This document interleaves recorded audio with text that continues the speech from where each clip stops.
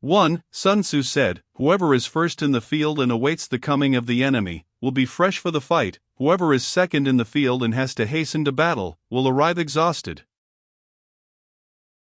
2. Therefore the clever combatant imposes his will on the enemy, but does not allow the enemy's will to be imposed on him.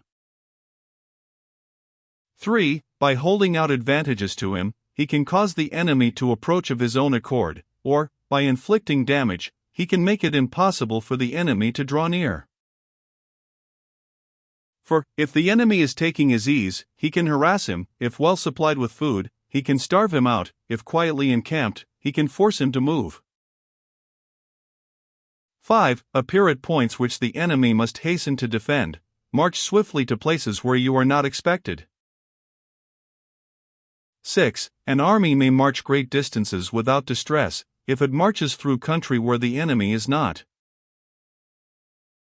7. You can be sure of succeeding in your attacks if you only attack places which are undefended. You can ensure the safety of your defense if you only hold positions that cannot be attacked. 8. Hence the general is skillful in attack whose opponent does not know what to defend, and he is skillful in defense whose opponent does not know what to attack. 9. O divine art of subtlety and secrecy! Through you we learn to be invisible, through you inaudible, and hence we can hold the enemy's fate in our hands. 10. You may advance and be absolutely irresistible, if you make for the enemy's weak points. You may retire and be safe from pursuit if your movements are more rapid than those of the enemy.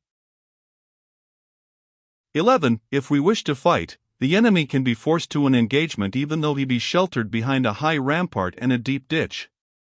All we need do is attack some other place that he will be obliged to relieve. 12. If we do not wish to fight, we can prevent the enemy from engaging us even though the lines of our encampment be merely traced out on the ground. All we need do is to throw something odd and unaccountable in his way. 13. By discovering the enemy's dispositions and remaining invisible ourselves, we can keep our forces concentrated, while the enemy's must be divided. 14. We can form a single united body, while the enemy must split up into fractions. Hence there will be a whole pitted against separate parts of a whole, which means that we shall be many to the enemy's few. 15. And if we are able thus to attack an inferior force with a superior one, our opponents will be in dire straits. 16. The spot where we intend to fight must not be made known, for then the enemy will have to prepare against a possible attack at several different points, and his forces being thus distributed in many directions, the numbers we shall have to face at any given point will be proportionally few. 17. For should the enemy strengthen his van, he will weaken his rear; should he strengthen his rear, he will weaken his van; should he strengthen his left, he will weaken his right; should he strengthen his right, he will weaken his left. If he sends reinforcements everywhere, he will everywhere be weak. 18. Numerical weakness comes from having to prepare against possible attacks; numerical strength, from compelling our adversary to make these preparations against us. 19. Knowing the place and the time of the coming battle, we may concentrate from the greatest distances in order to fight. 20. But if neither time nor place be known, then the left wing will be impotent to succor the right equally impotent to succor the left, the van unable to relieve the rear, or the rear to support the van.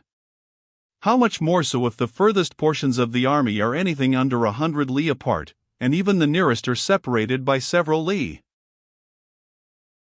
21. Though according to my estimate the soldiers of you exceed our own in number, that shall advantage them nothing in the matter of victory. I say then that victory can be achieved.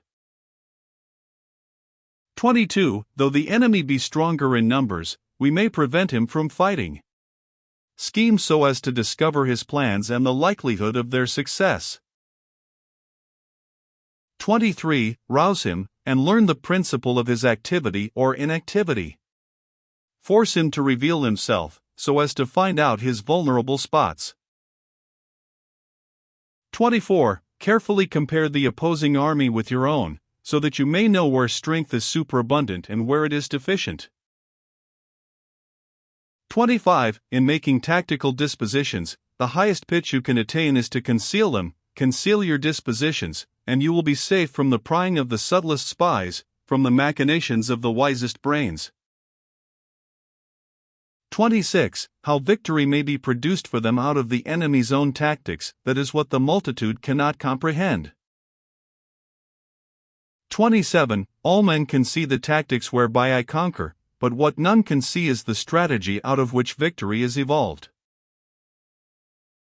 28. Do not repeat the tactics which have gained you one victory, but let your methods be regulated by the infinite variety of circumstances. 29. Military tactics are like unto water, for water in its natural course runs away from high places and hastens downwards. 30. So in war, the way is to avoid what is strong and to strike at what is weak.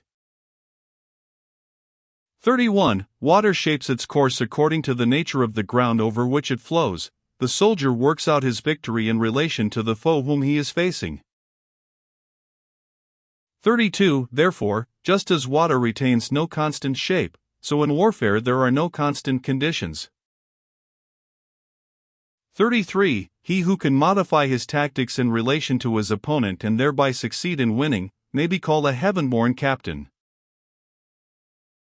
34. The five elements, water, fire, wood, metal, earth, are not always equally predominant. The four seasons make way for each other in turn.